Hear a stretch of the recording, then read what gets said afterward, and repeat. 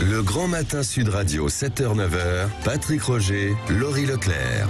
L'invité ce matin, Jordan Bardella, député européen et candidat à la présidence du Rassemblement national. Bonjour Jordan Bardella. Bonjour. La bataille de l'essence, toujours des pompes vides par endroits, l'appel à la grève demain, le 49.3, quelle attitude du Rassemblement national? Marine Le Pen ne veut pas voter la motion de censure avec la NUPES. Voilà quelques-unes des questions que nous allons aborder, mais aussi le duel que vous menez face à Louis Alliot pour la présidence du RN. Est-ce qu'il y a du favoritisme? On verra cela dans un instant. Commençons par le conflit des raffineries. Si vous étiez au pouvoir, est-ce que vous déclencheriez des réquisitions pour faire tourner les pompes? Bon, d'abord, il y a un manque d'anticipation qui est évident de la part de l'État. Ça fait maintenant plus de 3 semaines que ces grèves ont commencé. L'État aurait dû mettre, je crois, la direction de Total et les représentants syndicaux autour de la table pour ouvrir les négociations salariales. Ça n'a pas été fait. Je vous rappelle c'est une entreprise privée. Je vous rappelle que quelques jours avant, quand même, que la situation ne devienne extrêmement critique dans le pays et que les files d'attente s'allongent. Le ministre Véran, qui est porte-parole du gouvernement, me semble-t-il, a expliqué encore sur tous les plateaux télé qu'il n'y avait pas de pénurie. Donc, on a fait mine de ne pas voir ce qui était en train de venir. Moi, je pense que ces revendications, d'abord, elles sont légitimes. Dans un contexte où une grande boîte comme Total fait 18 milliards d'euros de profit, il est normal que les salariés comme les actionnaires qui ont bénéficié de 3 milliards demandent leur part du gâteau et demandent une augmentation de salaire dans le cadre de l'inflation. Mais je crois que ça ne justifie pas des blocages qui pénalisent en réalité 18 millions d'automobilistes français et des millions de Français qui ont besoin de leur voiture pour aller travailler. Le travail, en fait, aujourd'hui, chez Total. Je pense qu'il y a eu aujourd'hui une proposition de 6-7%. Exactement, de 7%. Il y a un accord majoritaire de 7% avec les primes que la CGT refuse de signer. Mais ce que les auditeurs ce matin doivent savoir, c'est que la CGT est dans un contexte électoral, puisqu'il y a des élections syndicales dans quelques mois, que M. Martinez va passer la main, et que donc le moyen d'être dans une attitude jusqu'au boutiste de la CGT et de bloquer coûte que coûte, c'est un moyen en réalité de donner des gages à sa base électorale. Donc, si vous voulez, il faut que la CGT arrête aussi cette hypocrisie.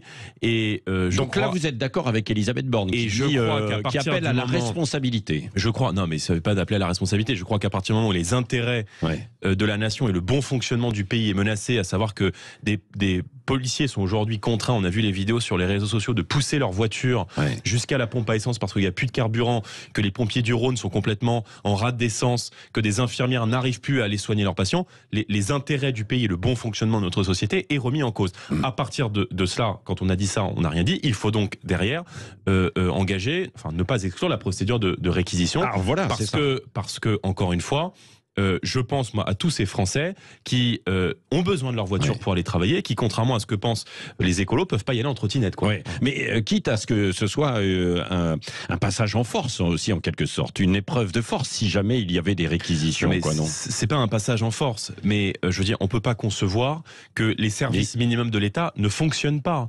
Je veux dire, mettez-vous à la place des gens qui vont travailler le matin, qui font la queue pendant des heures à la station essence avec un carburant qui continue d'augmenter. Alors que nous continuons d'ailleurs à réclamer, nous, la baisse de la TVA de 20% à 5,5% sur l'essence, parce que je pense que seule une baisse de la fiscalité sur l'énergie permettra aux Français de récupérer du pouvoir d'achat, eh bien, j'aimerais pouvoir bénéficier de ces mesures. La ristourne de 30 centimes annoncée hier. D'abord, la ristourne, il faudrait déjà qu'il y ait du carburant. Alors, c'est ce que disent les gens. C'est d'abord, la ristourne, c'est très bien, mais il faudrait déjà qu'il y ait du carburant. Deuxièmement, la ristourne, c'est 2 semaines de plus, monsieur le bourreau. Parce qu'en vérité, on décale le problème.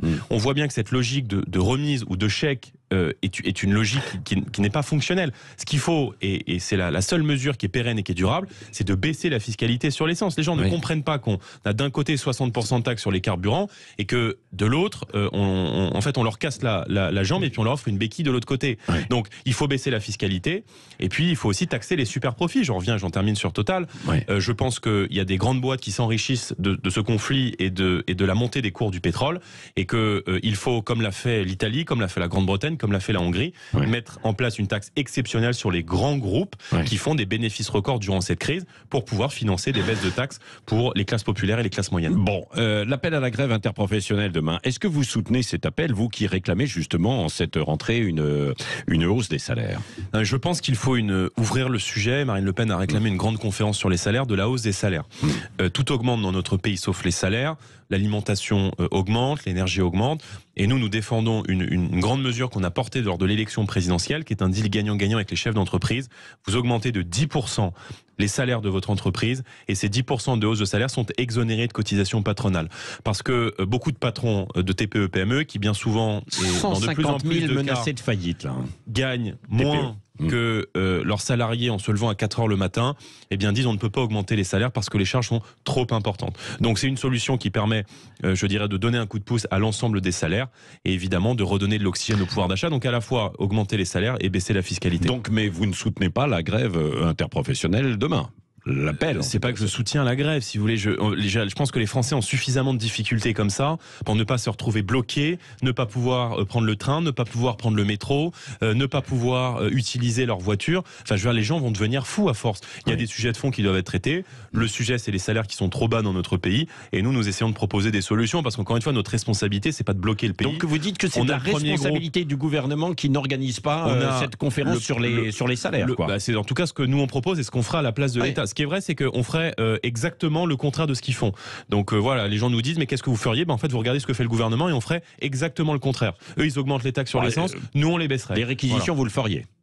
Mais parce que, encore une fois, c'est pas réquisition pour réquisition. Bon. La réquisition, elle est prévue dans le droit. C'est pas un passage en force. Ça a déjà été utilisé par le passé. Et je pense effectivement que, à partir du moment où le bon fonctionnement du pays est menacé, alors il faut pouvoir effectivement utiliser, n'exclure aucune solution. À propos de passage en force, le 49.3, par exemple, sur le budget, Elisabeth Borne laisse entendre que si besoin, elle l'utilisera, mais elle laisse la place pour l'instant au débat, à la discussion. Est-ce que vous êtes favorable, vous, à l'utilisation du 49.3 quand c'est nécessaire? Tout cela est d'une hypocrisie totale. D'abord, l'esprit du 49.3 est une mesure qui est là pour contraindre en réalité sa propre majorité. Or aujourd'hui, Elisabeth Borne n'a pas de majorité parce que c'est la conséquence des élections législatives. Les Français ont mis Emmanuel Macron en majorité. Ils l'ont réélu, je ne conteste pas son élection, mais en tout cas, ils ont demandé à ce que le gouvernement, dans le cadre des politiques qui sont conduites sur les 5 prochaines années, tienne compte de l'avis des oppositions. Le 49.3 tel qu'annoncé par Madame Borne est une hypocrisie totale parce qu'en vérité, ça consiste à laisser les oppositions débattre, à faire vivre le débat démocratique à l'Assemblée nationale. Et nous avons obtenu notamment, et je m'en réjouis dans les derniers jours, le rétablissement de la demi-part fiscale pour les veufs et les veuves. Ça, c'est la conséquence directe de l'action des députés du RN, pour ensuite venir dire, écoutez, on fait sauter tous les débats, on fait sauter tous les amendements, et 49.3. Donc, en vérité, le 49.3 est d'une hypocrisie totale, parce que ça vise à faire débattre les oppositions, pour ensuite passer en force. Marine Le Pen dit qu'elle aurait préféré le 49.3 dès le départ, elle. Ça aurait été, faut l'utiliser, oui, parce que ça aurait été beaucoup plus franc. Si vous voulez, le 49.3, il faut que les gens qui nous écoutent comprennent que le 49.3 dans une semaine, ça veut dire que ça fait sauter les 15 derniers jours de débat. Et donc les 15 derniers jours d'amendements qui auraient pu être adoptés. Et vous savez que depuis le mois de juillet, on a pu faire adopter le rétablissement de la demi-part fiscale pour les veufs et les veuves, des aides supplémentaires pour le fioul, qui est généralement le grand oublié du bouclier énergétique, et un certain nombre d'avancées qui sont obtenues par les députés du Rassemblement national. En vérité, ce qui gêne le gouvernement, c'est que l'Assemblée est enfin représentative de la diversité politique du peuple français. Et donc, le gouvernement cherche à la contourner. Mais alors, si le gouvernement utilise le 49.3, vous avez voté la motion de censure avec la NUPES ou pas? Nous regarderons le contenu des motions de censure, parce qu'il y a toujours il y a toujours un motif. Je veux dire, on va pas voter un texte avant de le lire, excusez-moi. Donc on va regarder. Non, mais Marine Le Pen a dit hier qu'elle ne le voterait pas. On n'exclut rien. On regardera les textes qui seront déposés, mais vous m'interrogez sur des textes qui ne sont pas encore déposés. Donc on regardera ce que déposeront les uns les autres. Mais la NUPES, là aussi, c'est d'une hypocrisie totale. Parce que M. Mélenchon et l'ensemble de ses amis de gauche et d'extrême gauche ont tous, sans exception, appelé à voter Emmanuel Macron au second tour de l'élection présidentielle. Donc si Emmanuel Macron, aujourd'hui, passe en force avec le 49.3 et mène une politique qui est toujours plus douloureuse pour le pouvoir d'achat des classes moyennes et des classes populaires, c'est de la responsabilité aussi de M. Mélenchon, qui a appelé à voter pour Emmanuel Macron. Et c'est pour ça d'ailleurs que cette marche hier est là encore. La marche alors, pourquoi? Qu'est-ce que quel qualificatif à cette marche? C'est hypocrite. Je veux dire, vous votez pour quelqu'un, puis 3 mois après vous allez défiler contre lui, contre sa politique. La politique d'Emmanuel Macron était parfaitement prévisible. On savait que sa réélection amènerait à des hausses de taxes sur la fiscalité, à des hausses de taxes sur l'énergie. Quand on parle de sobriété en ce moment, et quand le gouvernement nous parle de sobriété, la sobriété, c'est pas une économie de guerre qui s'est mise en place après le conflit entre l'Ukraine et la Russie. C'est la responsabilité directe des politiques qui ont été conduites par Emmanuel Macron, de démantèlement de la filière de nucléaire, d'augmentation des taxes sur l'énergie et notamment sur les carburants, et le pillage rendu légal d'EDF, qui est un fleuron industriel. Donc vous qui appartient à tous les Français, de complicité avec Emmanuel Macron. Mais bien sûr, je veux dire, Monsieur Mélenchon, Monsieur Macron, les débats à l'Assemblée nationale, c'est quoi? C'est du théâtre, du cinéma? Et Monsieur Macron participe à la même idéologie, qui est celle de déconstruire notre nation. Monsieur Mélenchon veut confier la France aux prédateurs d'en bas et à la délinquance et à la criminalité, et Monsieur Macron, lui, aux prédateurs d'en haut, aux grands groupes et à la finance, qui mène des politiques toujours plus dures pour les peuples. Sur ce que vous avez dit tout à l'heure, Elisabeth Borne, quand même, elle a dit qu'elle était prête à recevoir les chefs de groupe et puis qu'elle verrait pour garder un certain nombre d'amendements, quoi. Hein, donc, vous la croyez ? Oui. Bah, pas vous ? Non, pas trop, non. Ah, vous faites pas confiance ? Non, pas du tout. Pas du tout. Bon, alors venons-en aussi à la candidature à la présidence du RN face à Louis Alliot. C'est le 5 novembre que seront publiés les résultats du vote des militants. Louis Alliot vous traite de Sandrine Rousseau de droite. Grosso modo, vous agitez en fait, vous allez beaucoup dans la provocation, etc. Et notamment quand vous parlez du grand rassemblement. Je ne sais pas si je suis visé. Moi, je n'ose pas imaginer que quelqu'un vous et vos troupes. Que quelqu'un qui est candidat à la présidence du Rassemblement National puisse dénigrer ou me comparer publiquement à Sandrine Rousseau. Écoutez, moi je suis président par intérim depuis 1 an et je souhaite devenir président du Rassemblement National officiellement dans quelques jours. Par conséquent, je suis le garant de l'unité de ma famille politique et je n'entends pas utiliser la presse pour dénigrer les uns les autres ou essayer de faire des parallèles qui me semblent à mon avis extrêmement maladroits. Sur le fond, je pense que nous n'arriverons pas au pouvoir en expliquant à nos journalistes ou à nos adversaires politiques ce qu'ils ont envie d'entendre. Voilà, je pense que nous arriverons au pouvoir en poursuivant le chemin sur lequel nous sommes engagés depuis maintenant 10 ans. Louis Alliot, lui, donne aux journalistes ce qu'ils veulent entendre. Non, mais c'est ça. C'est-à-dire que vous n'êtes pas sur la même ligne. C'est pas qu'on n'est pas sur la même ligne, mais, mais je suis en désaccord avec cette tribune. Ouais. Et je pense que d'expliquer que le RN aujourd'hui dans une forme de nostalgie radicale avec laquelle il faudrait rompre, je suis en désaccord avec cela parce que je pense qu'on l'a quitté depuis très longtemps, ce terrain de la nostalgie radicale, et que ça fait 10 ans que la stratégie qu'a mise en œuvre Marine Le Pen a justement consisté à transformer un mouvement contestataire, un mouvement d'opposition, qui parfois pouvait être jugé comme radical, comme un mouvement d'opposition. Et je crois non plus que... dédiabolisation, comme la dédiabolisation, Louis Alliot, qui est partisan de cette ligne. La dédiabolisation... partisan de cette ligne.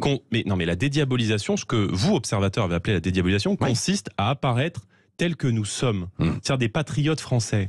Mais je pense que d'abandonner la question aussi vitale que celle de l'immigration, que celle de la défense de l'identité nationale serait à mon avis une erreur. Et si je suis élu président du RN dans quelques jours, le RN continuera à pointer du doigt les dangers d'une politique migratoire massive et anarchique, ainsi que ses conséquences sur la sécurité de nos concitoyens, et continuera à défendre nos valeurs et l'identité nationale. Parce que, vous voyez, moi, c'est les piliers de mon engagement politique, et je pense que de rompre cet équilibre qui est celui de la ligne politique de Marine Le Pen, qui pour le coup nous a amené à 89 députés il y a quelques mois à l'Assemblée nationale, me paraît être une erreur, et je dis ça en toute amitié. Schématiquement, vous êtes plus radical que Louis Alliot qui est trop neutre, c'est ça? Non, mais je crois pas être... Je suis pas plus radical.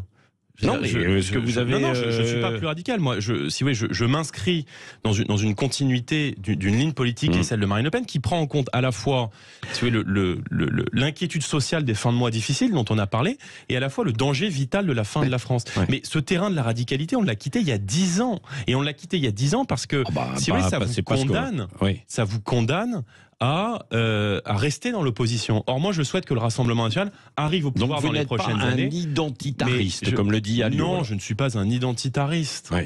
Je ne suis pas un identitariste. Mais, si vous voulez, Jordan Bardella, est-ce que vous êtes plus proche de Jean-Marie Le Pen d'il y a 20 ans ou de Jacques Chirac et des valeurs du RPR d'il y a 20 ans? Non, mais attendez, on ne va pas se comparer à des débats de 20 ou 30 ans, à des responsables politiques que je n'ai pas connus. Parce que c'est ça la réalité. Moi, j'ai rejoint le Rassemblement national en 2012. Voilà, et je l'ai rejoint pour Marine Le Pen.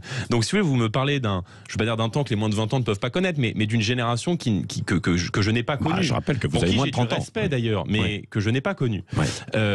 Aujourd'hui, le Rassemblement national a le premier groupe d'opposition à l'Assemblée nationale et va probablement arriver au pouvoir dans les prochaines années. Or, je pense que la ligne que nous avons prise depuis 10 ans est la bonne. Elle nous a amené à des résultats qu'on avait et à des moyens aujourd'hui qu'on n'a jamais eu dans l'histoire de notre famille politique. Avec une union des droites, c'est votre objectif aussi en tant que président du RN ou pas? Notre objectif, c'est de rassembler tous les patriotes, mais il y a des déçus évidemment de LR, de Reconquête, et puis des patriotes qui viennent de la gauche, à qui je veux dire, venez avec nous, venez travailler avec nous, parce que les idées nationales vont arriver au pouvoir par notre intermédiaire. Est-ce que vous pourriez être candidat à la présidentielle en 2027 ? Non, je l'ai dit, je pense que la candidate la plus légitime pour 2027, c'est Marine Le Pen. Parce que je pense qu'elle a atteint une Oui, mais si elle vous disait, finalement, c'est peut-être votre heure, mon cher Jordan. Qu'est-ce que vous diriez ? Vous me demandez mon avis. Moi, je pense que sa candidature en 2027 relève de l'évidence. Voilà. Et quand on faisait 17% des voix il y a 10 ans et qu'on fait aujourd'hui 42% des voix, qu'on ne cesse de progresser et que tout le monde s'accorde à dire que si on l'avait écouté un peu plus tôt, on n'en serait pas là, alors je pense que c'est votre moment. Oui, Jordan Bardella, il nous reste encore une minute. Karim Benzema devrait recevoir le Ballon d'Or ce soir. Vous le qualifiez de joueur exemplaire qui mérite ce couronnement ou pas ? Je distingue l'attitude. Les propos qu'a pu avoir Karim Benzema, qui sont liés à la politique d'ailleurs, des propos qu'il a pu avoir à l'égard de la Marseillaise, à l'égard du drapeau, de ses talents sportifs. Voilà, c'est toujours la complexité entre l'œuvre et l'auteur. Mais s'il a cette distinction, c'est probablement que ses talents sportifs le méritent. Oui. Bon, donc vous l'applaudirez ce soir s'il a distinction. Oui, alors moi je suis pas très foot. Je fais pas comme les responsables politiques qui font semblant de s'intéresser au foot et voilà. Donc je ne suis pas très foot. Je pense qu'il a évidemment des talents sportifs. Mais n'oublions pas que lorsque les joueurs de foot portent le maillot et notamment le maillot d'une équipe nationale, ils représentent aussi notre nation et doivent la respecter du début jusqu'à la fin. Merci Jordan Bardella, député européen et candidat à la présidence du Rassemblement national, était l'invité de Sud Radio. Restez bien avec nous, dans quelques minutes on va jouer aussi. On va retrouver aussi Laurie.